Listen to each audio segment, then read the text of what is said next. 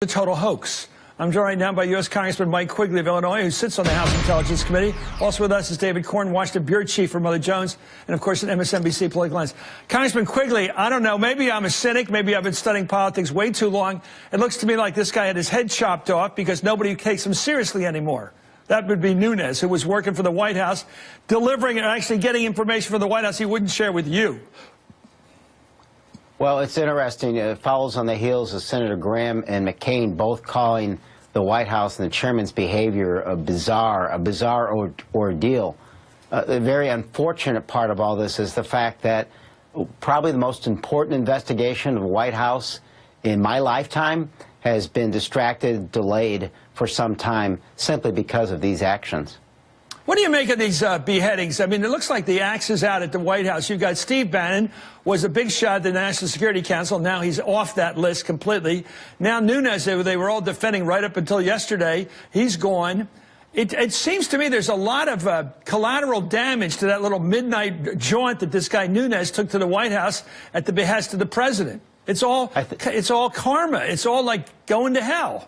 Your thoughts? Yeah, I think there's a bigger picture. I think you had Vice President Biden suggesting last week that the president needs to grow up. My suggestion is that he needs to take responsibility, and I mean for anything. We've talked about the Yemen raid recently. He blamed the generals for that. He blamed the joint session of Congress the next day issues with his senior staff. The health care on the Tea Party and the Democrats, the press, anybody but himself. The fault, dear Brutus, lies not in our stars, but sometimes in ourselves. He would gain a lot more respect, I think, on the Hill if at once he stood up and said, I own this one, the buck stops here. Let me go to David on this, and I will hit you with real cynicism. Okay? I think I can outdo you on this one. Here's a president who's under incredible scrutiny for his relations, such as they were with the Russians, and all those months that the Russians were helping him get elected president. And here he is tonight. Apparently, we hear lots of talk about it, guests we've had on, that there may be military action against Russia's #1 ally in the world, maybe, and certainly in the Middle East, which is Syria.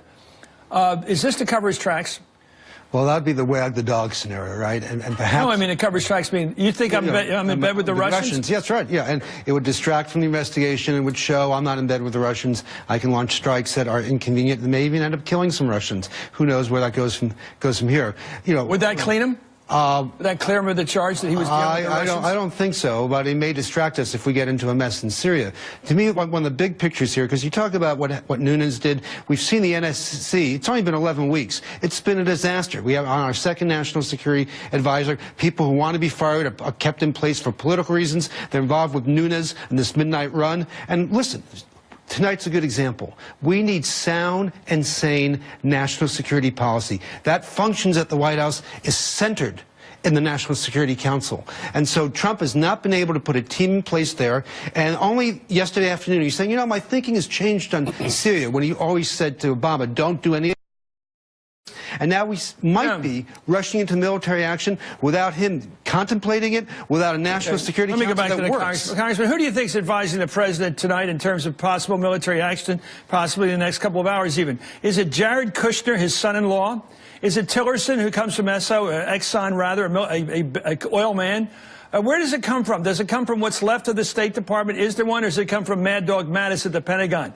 I see a lot of circulating people that don't seem to even talk to each other. We have absolutely zero information of how the White House makes decisions. Is certainly one that seems to be all over the place. Use healthcare as an example.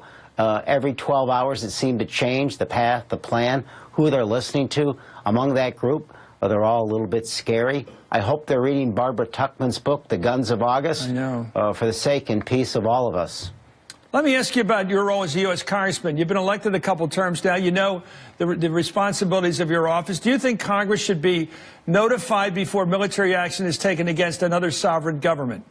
Well, unless there's some emergency. Well, let's put it this way. For all the criticism that President Obama got about Syria, when all the tough talk you heard about Syria, when he came to them with some plans about what to do, there was absolutely no vote in that bark. For all the tough talk, You didn't see members actually step up and say, yes, let's have a vote, let's give the president the authority, because they knew the American public was not for doing what was going to be suggested by some of them, putting a lot of American lives at risk. Well, let me test you on this one. If you were called in the next half hour by the president or someone in his cabinet, or someone at a high level, and said, we're doing a punitive raid, and that's what it is. It's not an existential assault on the Assad regime. We're going to whack them hard. We're going to take out some of their planes. They're going to know we meant business, and somehow this is going to change the mindset of Assad and his people, his claque. My question, would you say yes to that, or would you say no to that? Yeah, I have to say, I've been briefed on Syria for over 2 years now. For every action, there's an equal and opposite reaction. It is layered, textured, and complicated. This would be more than a phone call that says we're going to do this. It is what is the long-term plan? If it is simply to make us feel better, like we accomplished something, I wouldn't support that. Thank you so well. Thank you, Congressman. Your thought on that, David? Well, I think that's right. I think Syria is about as complicated an issue as we have. Give me the fallout. If we kill a bunch of Syrians, kill a bunch of Russians. You can go in any way you imagine. Hezbollah strikes. You know, you could have Hezbollah striking. You could embolden ISIS to move forward in Syria, and maybe that take out Assad. But is that good? Do we want ISIS to take out Assad? Relations between Russia and the United States, are already conflicted and tainted. And so the issue is he doing this? Yesterday he came out and said, you know what, I never thought about this before. I'm changed now because of this. Well, so is he just doing this because he feels like doing something right away? I was at the Four Seasons this morning. Sisi, the president of Egypt's there. Yeah. King Abdullah of Jordan's there. I hope he talked to those gentlemen. Anyway, U.S. Congressman Mike Quigley, thank you, sir. And as always, David Corn. Much more on our top story tonight, the possibility